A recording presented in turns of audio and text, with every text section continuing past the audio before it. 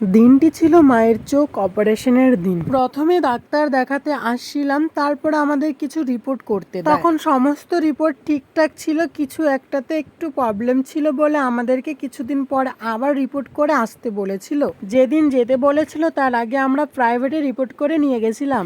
দিনটি খুবই মেঘলা মেঘলা ছিল, তার সত্ত্বেও প্রচুর গরম ছিল। মায়ের রক্ত রিপোর্টগুলো সব নর্মাল ছিল বলে আমাদের এক সপ্তাহ পরে আবার আসতে বলে। আমরা ভেবেছিলাম দিনে দিনে চোখ অপারেশন করে আমাদেরকে ছুটি দিয়ে দেবে, কিন্তু না, যেদিন চোখ অপারেশন করবে তার একদিন আগে আমাদেরকে অ্যাডমিট করা হলো এই হসপিটালটাতে। আমরা ডাক্তারের পরামর্শ নিয়ে তাই করলাম। তো আমি একটা মিনি ব্লগ বানাতে চাইছিলাম, তখন দেখি বাড়ি বলো, স্কুল বলো এবং হসপিটাল সব জায়গাতে এই মাথার ব্যারাম। হসপিটালটার নাম হচ্ছে Malda medical college and hospital. Doctor আমাদের সন্ধ্যায় অ্যাডমিট করবে, তার আগে আমাদেরকে বলেছিল বাইরে থেকে কিছু খাবার দাবার খেয়ে আসো, বিশ্রাম নিয়ে আসো। বিশ্রাম নিতে নিতে অনেকক্ষণ টাইম কাটিয়েছি সেখানে, কিন্তু তাদের উকুন বাছাই এখনো চলছে। অবশেষে একদিন অ্যাডমিট থাকার পর মাকে অপারেশন সেন্টারে নিয়ে আসি। ভগবানের আশীর্বাদে মায়ের চোখ অপারেশন ঠিক মতন হতে পেরেছে।